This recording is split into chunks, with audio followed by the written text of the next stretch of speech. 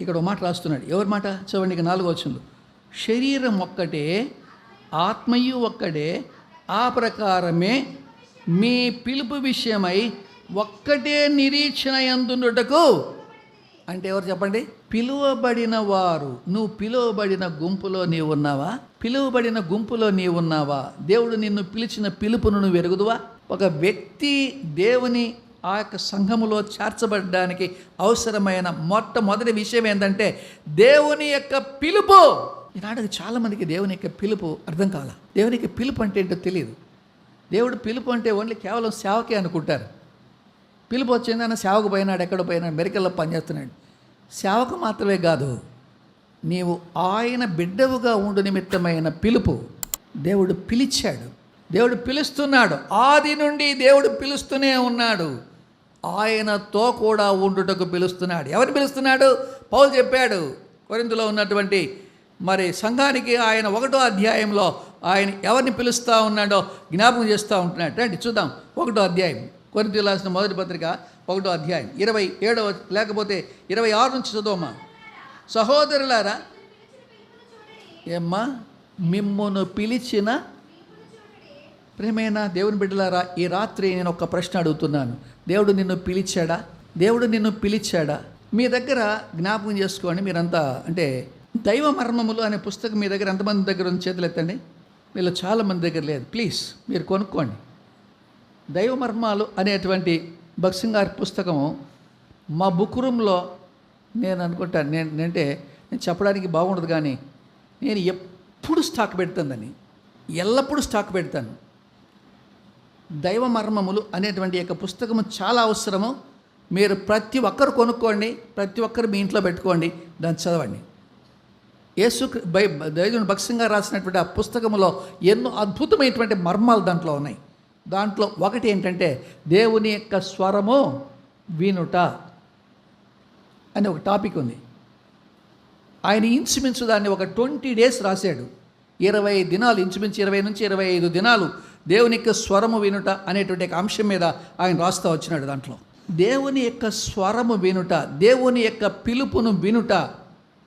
గమనం చేయండి, దేవుని యొక్క పిలుపును మనం అనుకుంటాం అనమాట. నేను ఇన్ని దినాల నుంచి దేవుని మందిరానికి వస్తూ ఉన్నా, నేను కూడా అనుకున్నాను. ఎందుకు ఈ మాట జ్ఞాపకం చేస్తుంటున్నానంటే, దేవుని యొక్క పిలుపు వినడం అనేటువంటిది చాలా అద్భుతమైన ఆశ్చర్యకరమైన జీవితం.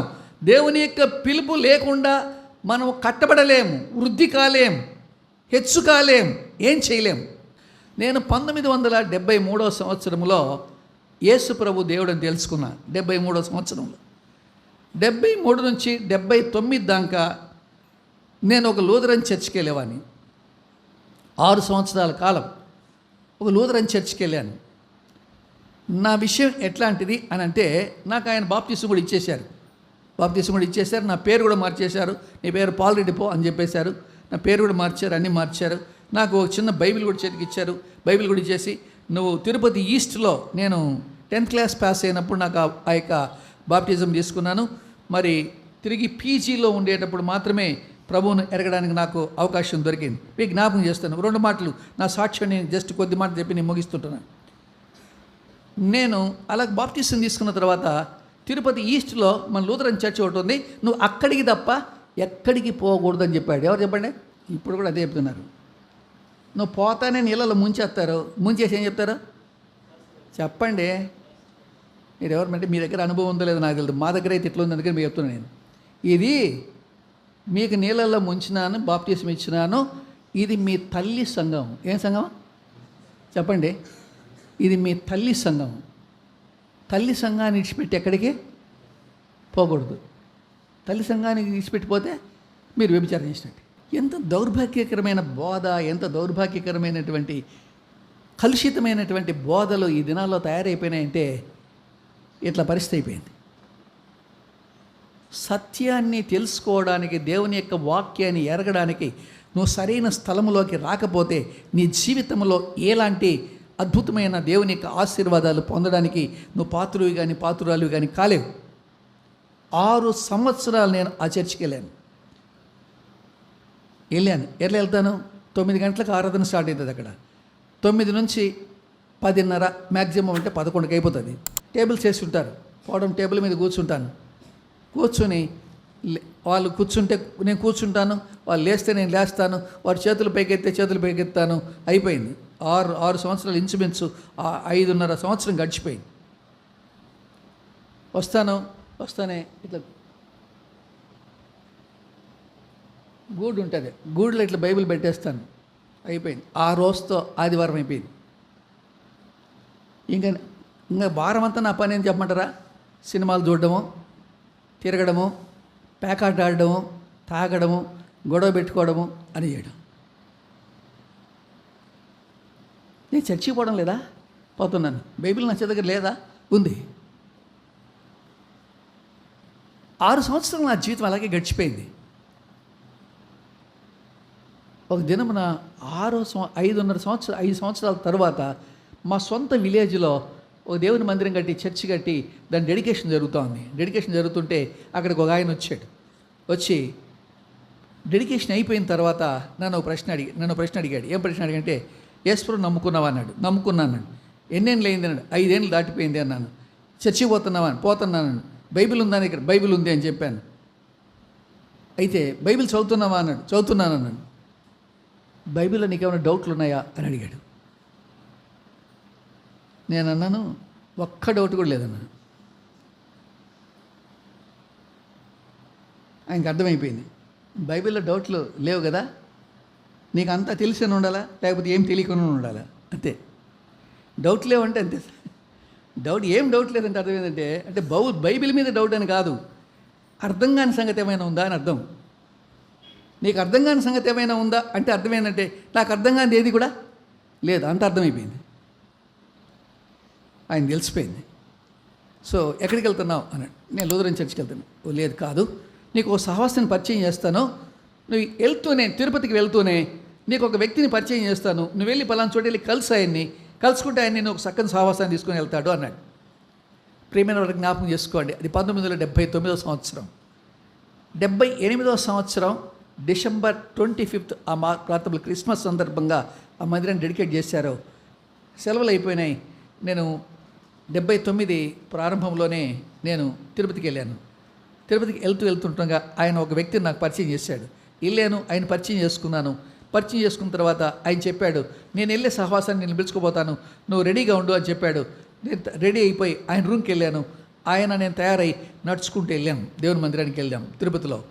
మేము వెళ్ళినటువంటి ఫస్ట్ టైం 1979 సంవత్సరంలో జనవరి నెల 1 మాసంలోనే నేను వెళ్ళిన ఆ చర్చి ఏంటంటే అర్థమైందా, హౌస్ ఆఫ్ వర్షిప్, ఆరాధనా మందిరము అని తిరుపతిలో హెబ్రోన్ ఫెలోషిప్. ఫస్ట్ టైం నేను హెబ్రోన్ ఫెలోషిప్లో అడుగుపెట్టాను. అంతవరకు నాకు హెబ్రోన్ సహవాసం ఉందని, భక్సింగ్ గారితో కలిసిన ఫెలోషిప్ ఉందని, ఈ దైవికమైన క్రమం ఉందని నాకు తెలియదు. మేమంతా కలిసి వెళ్ళేటప్పటికీ మీటింగ్ అయిపోయింది, ఆరంభమైంది, పాటలు పాడేశారు, వాక్యం ఆరాధన వర్తమానం కూడా అయిపోయింది, ఆరాధిస్తూ ఉన్నారు. మేము వెళ్ళేటప్పటికి సంఘం ఆరాధిస్తూ ఉంది. అంటే ఈ దినాలకి ఆ దినాలకి తేడా చెప్పడానికి మీకు చెప్తాను, ఇంతసేపు ఇంత డీటెయిల్గా చెప్తాను మీకు నేను.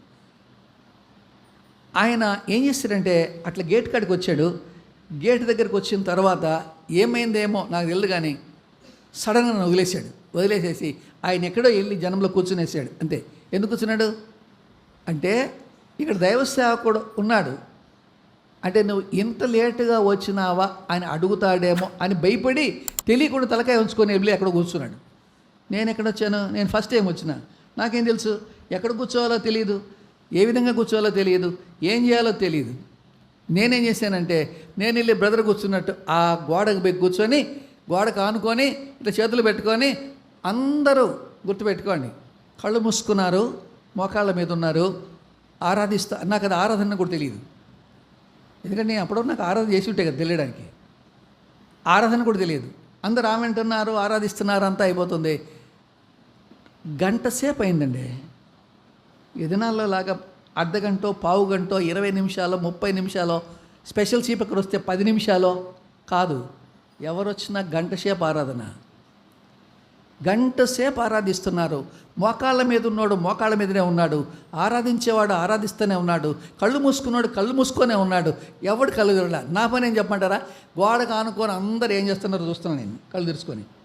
నాకు తెలియదు కదా, ఏం తెలియదు కదా. ఫస్ట్ టైం హెబ్రోన్ మందిరంలో అడుగుపెట్టాను. ఆ దినమే దేవుడు నాతో మాట్లాడడం ఆరంభించాడు. దేవుడు నన్ను పిలుస్తున్నాడు. ఏమని పిలుస్తున్నాడు? ప్రసంగి గ్రంథం 11వ అధ్యాయం 9వ వచనంలో, యవ్వనుడా నీ యవ్వన కాలమందు సంతోషించు. చదవండి, ఎవరిని చదవండి. యవ్వనుడా నీ యవ్వనమందు సంతోషపడు, నీ యవ్వన కాలమందు నీ హృదయం సంతుష్టిగా ఉండని, నీ కోరిక చొప్పునను నీ ఇష్టము చొప్పునను ప్రవర్తింపు. అయితే వీటన్నిటిని బట్టి దేవుడు నిన్ను తీర్పులోనికి తెచ్చునని. యవ్వనుడా యవ్వనుడా అనే మాట నన్ను తాగుతుంది. నేను చెడు కూర్చున్న గోడకు అనుకున్నాను, ఈయనకేం తెలుసు? ఏంది నన్ను యవ్వనుడా యవ్వనుడా అంటాడే? నన్నే పిలుస్తున్నాడే. దేవుని పిలుపును వినకుండా నీ జీవితంలో మార్పు కలగదు, గుర్తుపెట్టుకో. 6 సంవత్సరాలు కావచ్చు, 10 సంవత్సరాలు కావచ్చు, 20 ఏళ్ళు కావచ్చు, నువ్వు దేవుని మందిరానికి వస్తే నీ జీవితంలో మార్పు రాదు. దేవుని పిలుపును విన్న దినము నుంచి నీ జీవితంలో మార్పు ఆరంభమవుతుంది. అందుకనే సహోదరులారా, మిమ్మును పిలిచిన పిలుపును చూడుడి. పౌలు భక్తుడు జ్ఞాపకం చేస్తున్నాడు. దేవుని మందిరములో దేవుని మందిరముగా కట్టబడడానికి, దేవుని మందిరంగా కట్టబడడానికి, ఆత్మ సంబంధమైనటువంటి ఆలయంగా కట్టబడడానికి దేవుడు నిన్ను పిలుస్తూ ఉన్నాడు. ఈ రాత్రి కూడా నిన్ను పిలుస్తూ ఉన్నాడు. సహోదరి, సహోదరుడా, ఓ యవనస్తుడా, ఓ యవనస్తురాలా, ఓ కుమారుడా, ఓ పెద్ద సహోదరుడా, నువ్వు ఎవరైనా సరే దేవుడు నిన్ను పిలుస్తూ ఉంటున్నాడు. దేవుని యొక్క పిలుపు నీవు విన్నప్పుడు నీ జీవితంలో గొప్ప కార్యం జరుగుతుంది. ఆ దినమే నాకు అర్థమైంది. నా యవ్వన కాల జీవితం అంతా నా ఇష్టానుసారంగా జీవించాను. నా జీవితమును ఇలాగే ముగిస్తే తీర్పులోనికి వస్తావు నువ్వు అని మాట్లాడుతుంటున్నటువంటి వర్తమానికుని యొక్క మాట విన్నప్పుడు నా హృదయం కదిలిపోయింది. భయం వచ్చింది, ఆందోళన వచ్చింది. అయిపోయింది, మీటింగ్ అయిపోయింది, వెళ్ళిపోయినాను. మళ్ళీ 2వ వారం వచ్చాను. 2వ వారం అదే మాటలే మాట్లాడుతున్నాడు. దేవుని యొక్క వాక్యం నాతో మాట్లాడుతుంది, దేవునికి స్వరం వినబడుతుంది. తట్టుకోలేకపోయాను. 1979వ సంవత్సరం జనవరి నెల 17వ తారీఖున ఎస్వి యూనివర్సిటీలో నేను చదువుకుంటున్నాను, పీజీ చేస్తున్నాను. రూమ్ నెంబర్ 13లో సి బ్లాక్లో మధ్యాహ్నం 12 గంటలకి నాకున్నటువంటి ఆ యొక్క కాట్కి నేను ఒకసారి అట్లా మోకరించి తల దాని మీద పెట్టుకొని, యేసయ్యా నేను పాపిని అని ఒప్పుకున్న మొట్టమొదటి నా జీవితంలో క్షణం అది. దేవుడు ఎంత అద్భుతంగా నా జీవితాన్ని మార్చాడంటే అంత అద్భుతంగా మార్చాడు. దేవుని యొక్క పిలుపును వినకుండా నీ జీవితంలో మార్పు కలగదు. పిలిచాడా? దేవుని స్వరం వినే జీవితానికి అలవాటైందా? దేవుడు నిన్ను కొనుక్కొని ప్రశస్తమైన వానిగా చేయడానికి, ఒక అద్భుతమైన వానిగా సిద్ధపరిచి ఆయన కట్టడంలోకి తీసుకొని ఆత్మ సంబంధమైన మందిరాన్ని కట్టి ఆయనతో కూడా నిత్యత్వంలో ఉండడానికి, ఆయన నిన్ను ఏర్పరచుకునేటువంటి ఆ స్థలంలో ఉండడానికి నువ్వు సిద్ధంగా ఉన్నావా ఈ రాత్రి? లేకపోతే దేవుని యొక్క దైవికమైన క్రమాన్ని తెలుసుకో. ఏదో నా మాదిరి 6 సంవత్సరాలు నేను ఎన్నేళ్ళ మంచి వస్తున్నా మందిరానికి, నాలో ఎదుగులేదు, నాలో ఏ విధమైనటువంటి మరి దేవుని యొక్క వాక్యంలో ఎదుగుదల ఉండదు, నీ కుటుంబ జీవితంలో ఎదుగుదల ఉండదు, నీ ఆత్మీయ జీవితంలోనే కాదు, నీ కుటుంబంలో సమాధానం ఉండదు, ఏముండదు. నీ జీవితం కట్టబడుతూ రావాలి అంటే, నీ కుటుంబం కట్టబడుతూ రావాలి అంటే, నువ్వు ఒక అద్భుతమైనటువంటి విధానంలో సిద్ధపరచబడుతూ రావాలి అని అంటే, దేవుని యొక్క ఆశీర్వాదం, అది భౌతికమైన ఆధ్యాత్మికమైన ఆశీర్వాదాన్ని నీవు పొందుకోవాలి అని అంటే, ఎప్పుడైతే ఆ పిలుపును అంగీకరించి ప్రభువుకు విధేయత చూపించానో అదే సంవత్సరం, నేను ఇక్కడ మీకు జ్ఞాపకం చేస్తున్న ఒక్క విషయం చెప్పి నేను ముగిస్తూ ఉంటున్నాను. బహుశా మీలో ఇక్కడ ఎంతమంది ఉన్నారో నాకు తెలియదు, కానీ నా మటుకు నేను అనుకుంటాను, ఒక్క ఎగ్జామినేషన్ రాకుండా, ఒక్క ఇంటర్వ్యూకి అటెండ్ కాకుండా గవర్నమెంట్ పిలిచి నాకు ఉద్యోగం ఇచ్చింది. నేను ఒక్క పరీక్ష రాయలేదు, ఒక్క ఇంటర్వ్యూకి అటెండ్ కాలేదు, నాకు ఉద్యోగం ఇవ్వమని గవర్నమెంట్ని అడగలేదు, గవర్నమెంట్ నాకు పిలిచి ఉద్యోగం ఇచ్చింది. 28 సంవత్సరాల గవర్నమెంట్ ఉద్యోగం చేసిన తర్వాత దేవుడు ఇంకొక 10 సంవత్సరాలు సర్వీస్ ఉండగానే దేవుడు అన్నాడు, చాలు నా పనికి వచ్చేసి నా సేవకు వచ్చేయన్నాడు. సర్వీస్ వదులుకొని దేవుని సేవ చేయడానికి నేను వచ్చాను. ప్రియమైన దేవుని బిడ్డలారా, జ్ఞాపకం చేసే విషయం ఏంటంటే, దేవుని పిలుపును గురించి నీ వెరుగుదువా అని. ఈ రాత్రి దేవుడు నేను పిలుస్తూ ఉంటే, దేవుడు నీతో మాట్లాడుతుంటే, దేవునికి పిలుపుకు నీ విధేయత చూపిస్తే నీ దేవుని యొక్క గొప్ప ఆశీర్వాదానికి పాత్రుడు అవుతావు. ఆ సంవత్సరమే దేవుడు నన్ను పిలిచి ఉద్యోగం ఇచ్చాడు. ఒక విధంగా చెప్పాలంటే ఎంతగా దీవించాడు ఆ ఉద్యోగాన్ని అంటే, 1980లో నేను ఆ ఉద్యోగంలో చేరాను. చేరిన పొద్దు నా జీతం అర్థమైందా 600. నేను డిపార్ట్మెంట్ని వదిలి వచ్చేటా పొద్దు నా జీతం 60,000. దేవుడు ఎంత ఆశీర్వాదాన్ని, ఐశ్వర్యాన్ని, కుటుంబాన్ని దేవుడు ఎంతగా దీవించాడో నీ జీవితంలో నువ్వు స్పష్టంగా చూడదలుచుకుంటే, దేవుని వాక్యానికి నీ జీవితంలో ప్రాధాన్యత, దేవుని మందిరానికి ప్రాధాన్యత, దేవుని సన్నిధికి ప్రాధాన్యత, దేవుని మందిరాన్ని నీవు ఎప్పుడు ప్రేమించే మనస్సు నీవు కలిగి ఉండవు. అలాంటి జీవితాన్ని నువ్వు కలిగి ఉంటే దేవుడు నిన్ను, నీ కుటుంబాన్ని బహుగా దీవించి ఆశీర్వదిస్తాడు. దేవుడు ఈ మాటలు దీవించునుగాక.